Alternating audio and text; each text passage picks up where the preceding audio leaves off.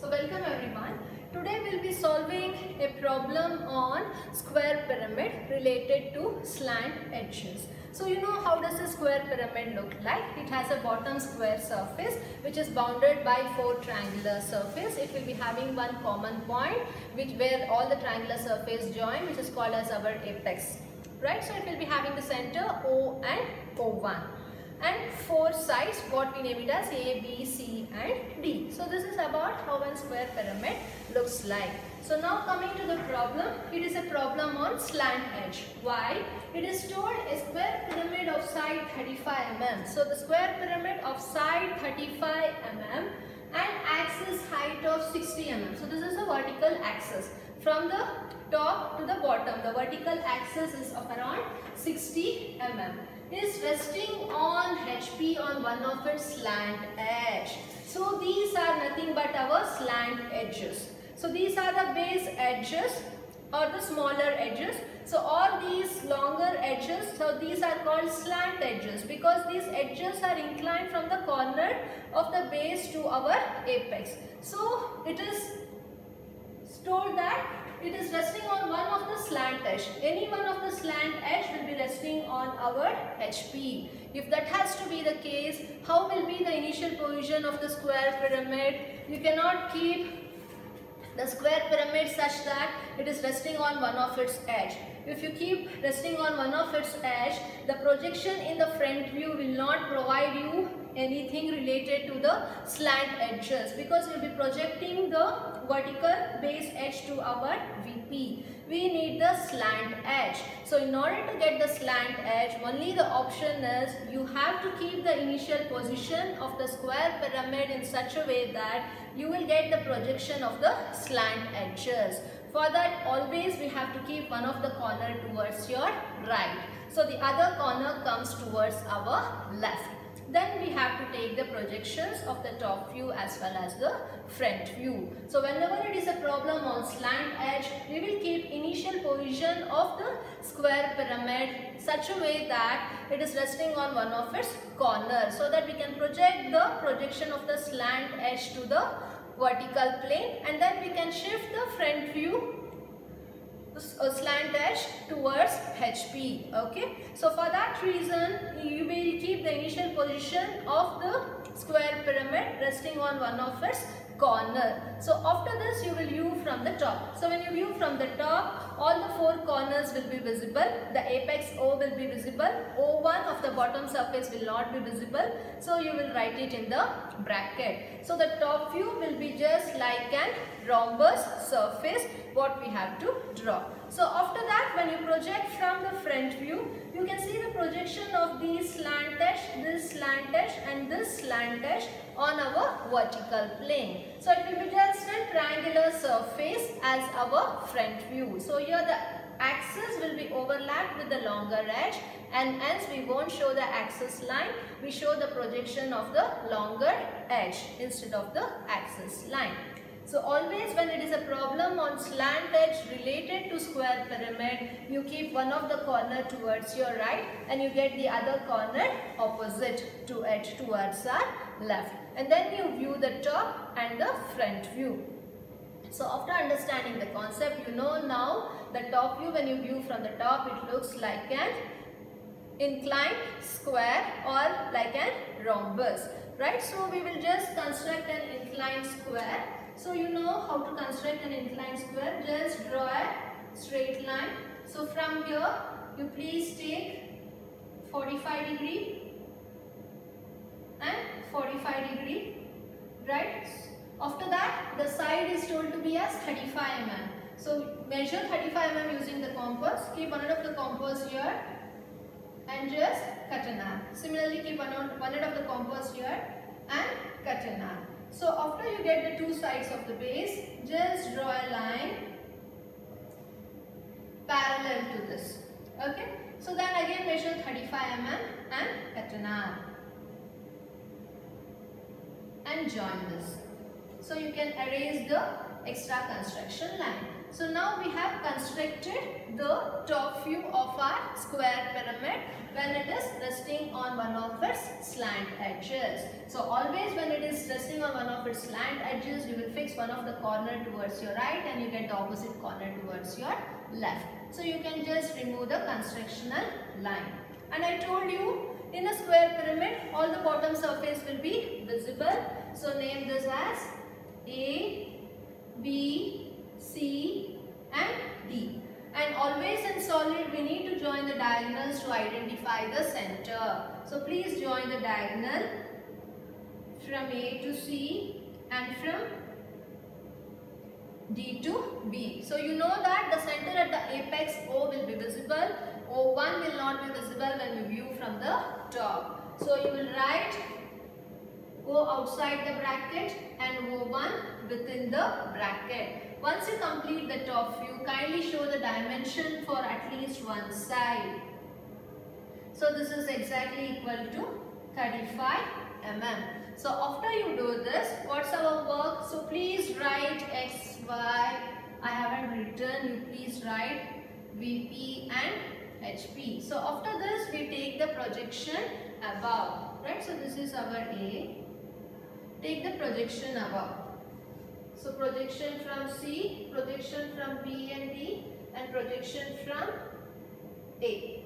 So after you take the projections, I told you whenever it is resting on one of its corner, the axis will not be visible, it will be overlapped by one of the longer edge. So when it is inclined in this position, the projection of the axis will be here and the longer edge will be here. This is the axis line and it is overlapped with the longer edge. And as you won't show the axis line, you show the projection of the continuous line of the longer edge. So extend. So what is the axis height? It is 60 mm. So please measure 60 mm using compass. Come back to the same distance and just cut an arc. So where it meets will be our apex O1. So after this, you can join from this corner to O1 and from this O1 to this corner, right? So after joining, you will get our front view. So once the front view is obtained, we have to start doing the naming. So when the observer views from here, A will be visible. So in our front view, it will be A dash. So when the observer views from here, B and D is along the same line. So when he views from here, B will be visible and D won't be visible. So you will write B dash outside the bracket and D dash within the bracket. And again when the observer views from here, C will be visible. You will write it as C dash. Don't forget to show the dimension of the axis, which is equal to 35 mm. So this completes the first stage, front view and the top view, right? So after that, this stage everyone are comfortable enough, because in the question for regular problem they tell that it is resting on one of its corner, but in slant edge problem they tell that indirectly one of the slant edge is resting on HP, and to shift this slant edge resting on HP, you need the position of the square pyramid in such a way that it is resting on one of its corner. Only when you are resting on one of its corner, you can take the projection of the slant edge, or else you get the projection of the straight edge. Okay, so this is how you have to keep the first position. So for the second position, it is told that it is resting on one of its slant edges. So this is one slant edge and this is one slant edge. You have to either select O dash to C dash as a slant edge to rest on HP, or O dash and A dash as a slant edge to rest on HP. So you can take any one of it. So if I go with O dash and A dash, so this if I consider as a slant edge resting on HP, then we have to assume this line to be exactly on our XY plane. It is resting on HP, means this slant edge should be on XY plane. So you will leave some distance, just fix a point, let this be A dash. So name that as A dash. Then you measure from A dash to O dash, what is the distance? Come back over here and just cut an arc. So this will be our O dash. So now we have replaced one of the slant edge on XY line to tell that it is resting on HP. So now we need to measure the other two sides. A dash, O dash is done already. So now measure O dash to C dash. What is the distance? O dash to C dash, you measure what is the distance. Okay, come back here and keep one point. You just measure O dash to C dash using the compass. The same distance you come here and you just cut an arc. Okay. So you don't know where it meets the other side. So you just measure this distance. Keeping one end of the compass here, you will just cut an arc. And then come back over here and measure from A dash to C dash what is the distance using the compass. Keep the same distance at A dash and just cut an arc. It can meet somewhere. So this intersection point will be nothing but our C dash because you have A dash and O dash already with you. Right? So once this is done, I will repeat. The slant edge, you will select either O dash and C dash or O dash and A dash. So once you select which slant edge you are resting on HP, you will leave some space and fix one particular point. I am fixing A dash because I am replacing A dash, O dash on XY line. So after you fix A dash, you measure this distance how much it is, then just make a reference point. So this will be O dash. So you got now one side. So you need to replace the other two sides of the front view. So only option is you will measure the distance from O dash to C dash how much it is. Just cut an arc. And again measure from A dash to C dash what is the distance and cut an arc. Where it meets will be our point C dash. Then you join A dash to C dash and from C dash to O dash. Right? So after that we need one more point, which is that B dash and D dash. So from A dash to B dash you measure what is the distance and just measure and cut an arc. Okay, this will be exactly half of this entire side. So from there you take the projection and join to our apex. So this is our point B dash and D dash. Right? So after this you can see now we have shifted one of the slant edge on XY plane to satisfy that the slant edge is resting on HP. So slant edge is resting on HP. So once this is done, you have to take the projections down. So please take the projection from A dash, B dash and D dash, C dash and O dash. So once you take the projection, what you do is you extend the projection from our top view also. Don't forget to project any of the points. All points are important over here. So kindly erase the extra line. So after erasing, start reading the locus. So locus of A is meeting A dash at this point. So this is our A. So locus of C. So this is C. Is meeting C dash at this point. So this is our C. So locus of B is meeting D dash at this point. This is our B. Locus of D is meeting D dash at this point. This is our D. Then locus of O1 is meeting, we haven't written, see here, we haven't named O1 dash. So you have O1 dash also here. It won't be visible when the observer views from here. B will be visible, D won't be visible and O1 also will not be visible. So when it comes to the front view, it will be O1 dash within the bracket. Same thing we have to mention here, O1 dash within the bracket. So the locus of O1 and O1 dash is meeting here. So this is our O1. And then the locus of O is meeting O dash here. So this is our O. I told you, irrespective of any problem on pyramids or prisms, the outer boundary will be always visible. So please join the outer boundary first. So you join A to B, B to C, C to D, D to A. And also you join from D to O and O to B. Okay. So this outer boundary is visible. visible. And we have, and I told that any line coming through the corner of the surface will be visible. So this is also visible, kindly join. And we have the axis from O1 dash to O dash. So O1 is coming through inside the surface, so you just show an hidden line over here. So this is the axis line what you can show. But along with that we have one more surface, one more longer edge which is passing through inside the surface, which is that A to O. So since it is passing through inside surface, this entire line will be hidden.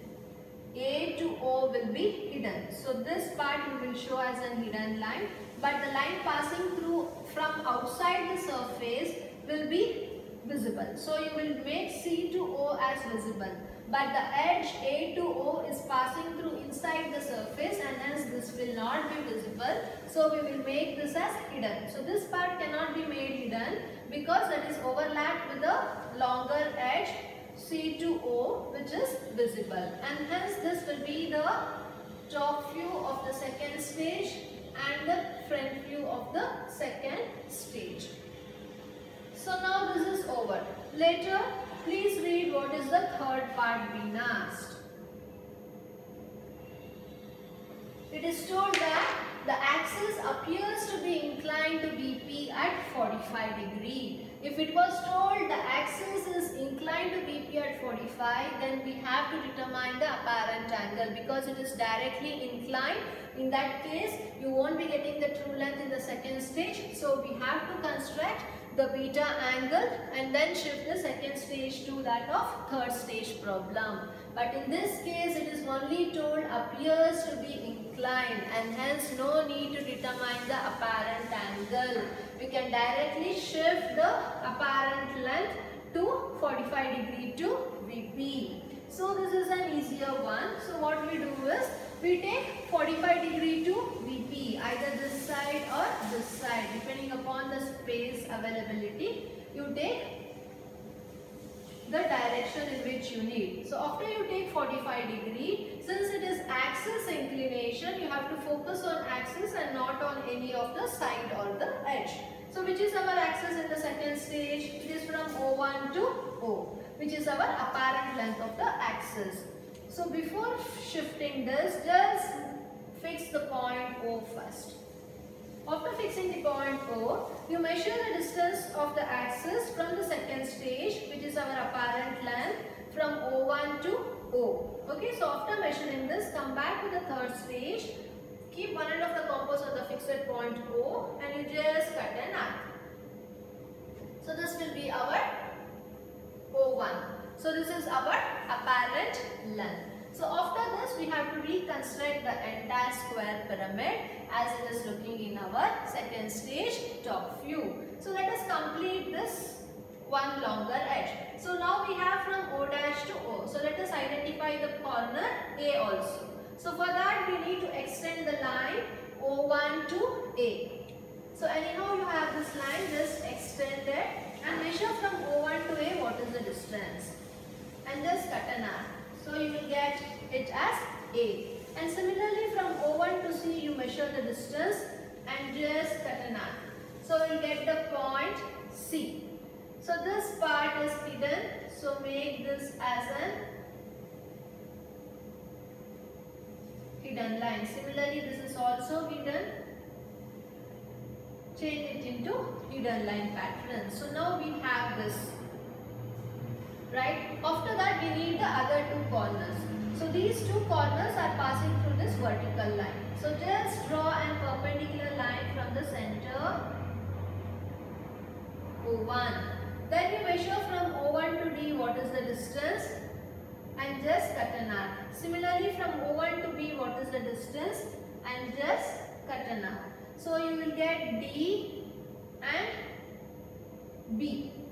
So you now got all the four corners of the base. So you can join all the four corners and the sides are visible. So you can join this using the visible line. So join D to C, C to B, B to A and D to A. becomes our duty. This is O1.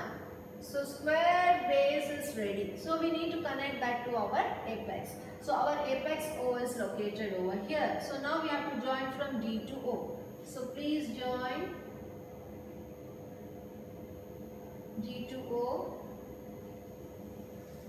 O to B, C to O also. Please darken up. Please darken all the views immediately once you construct. So now we have shifted the top view for 45 degree to VP across our axis, which is our apparent length as per the second stage. So once we have shifted the axis of the top view for 45 degree to VP, so now we should identify how the final front view looks like. So for that, what we have to do, we have to take the projections from the top view. So please take the projections from O, C, B, D, A and O. Please draw it parallelly. I am just showing you roughly. Okay, so you have to draw each and every line parallelly. Then extend the projection.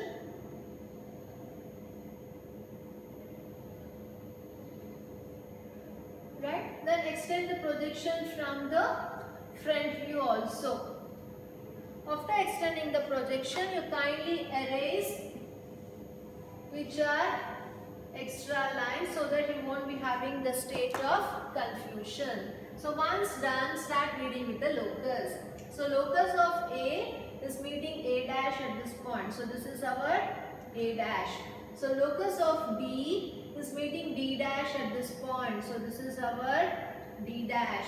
So locus of B is meeting B dash at this point. So this is our B dash. And locus of C is meeting, this is locus of C is meeting C dash at this point. So this is our C dash. So we got all the corners of the base, right? And then you should identify the center O1. O1 is meeting O1 dash at this point. Just draw a proper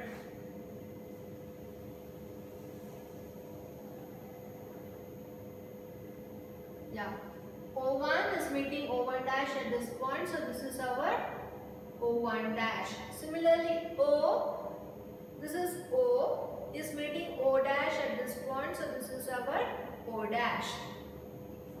So now we have named all the four corners of the base, the center of the base and the apex. And I told you, irrespective of any stage, the outer boundary will be always visible. So please darken the outer boundary. Okay. So outer boundary is from A dash to O dash, C dash to O dash, A dash to D dash, D dash to C dash.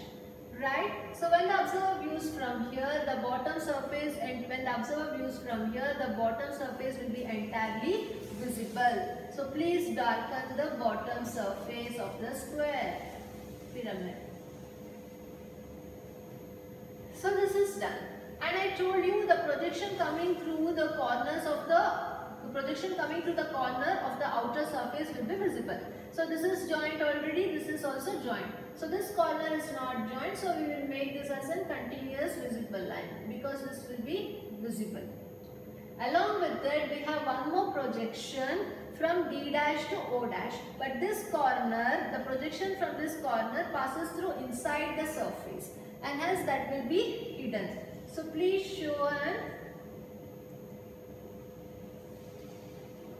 hidden line, because this longer edge will not be visible as it is passing through inside the base surface.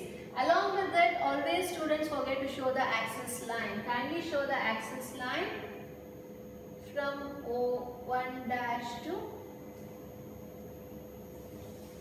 O dash. Okay, so this will be the final stage of the front view and the top view when the given problem is resting on one of its slant edges. So always when it is a problem on slant edge related to square pyramid, the initial position will be always in such a way that we will keep the corner towards our right. Then only we can take the projection of the slant edge and shift the slant edge on XY plane. So this is the concept what you have to understand related to the slant edge problem on square pyramid. Thank you.